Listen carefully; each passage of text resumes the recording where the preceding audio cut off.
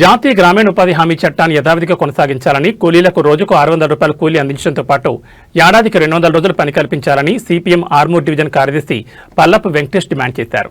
ఆర్మూర్ మండలం చేపూరు గ్రామంలో ఉపాధి హామీ పనులు జరుగుతున్న ప్రదేశాన్ని సిపిఎం బృందం సందర్శించి కూలీల సమస్యలను అడిగి తెలుసుకుంది.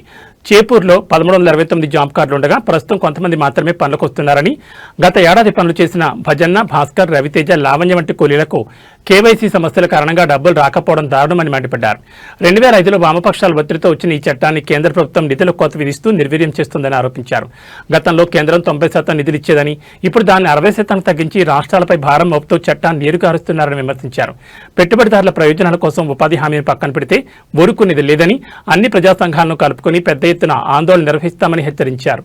ఈ కార్యక్రమంలో కేవీపీఎస్ జిల్లా నాయకులు బి రవి, నర్తయ్య, సులోచన, మోనాకడ్డి, దాసరి సాయమ్మ, దాసరి సవిత, నూతపల్లి సాయమ్మ, వడ్ల నర్తయ్య, ఫీల్డ్ అసిస్టెంట్ రజిత మరియు ఉపాధి హామీ కూలీలు పాల్గొన్నారు.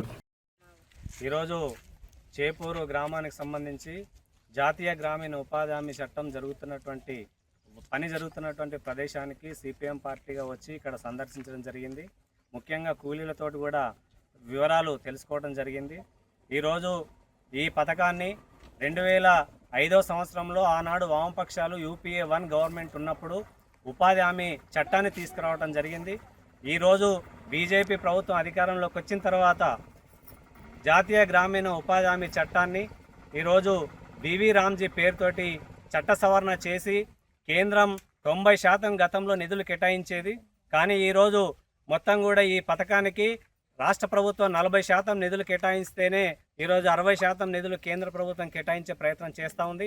ఒకవేళ రాష్ట్ర ప్రభుత్వం నిధులు కేటాయించకపోతే ఈరోజు ఈ రాష్ట్రంలో ఉన్నటువంటి ఉపాధి కూలీల యొక్క పరిస్థితి దయానీయంగా మారేటటువంటి పరిస్థితి ఉంది. ఉపాధి హామీకి డబ్బులు వస్తేనే ఈరోజు పని నడిచేటటువంటి పరిస్థితి ఉంది. ముఖ్యంగా ఈరోజు కూలీలు కేవలం ఇక్కడ పనికి ఆధారపడినటువంటి వాళ్ళు మాత్రమే ఈరోజు పనికి వస్తున్నటువంటి పరిస్థితి ఉంది. కాబట్టి కేంద్ర ప్రభుత్వం యథావిధిగా గతంలో ఏదైతే జాతీయ గ్రామీణ ఉపాధి హామీని కొనసాగించారో అదే మాదిరిగా నిధులు కేటాయించాలి, 90% కేంద్ర ప్రభుత్వమే ఇవ్వాలని చెప్పేసి మేము సిపిఎం పార్టీగా డిమాండ్ చేస్తా ఉన్నాం.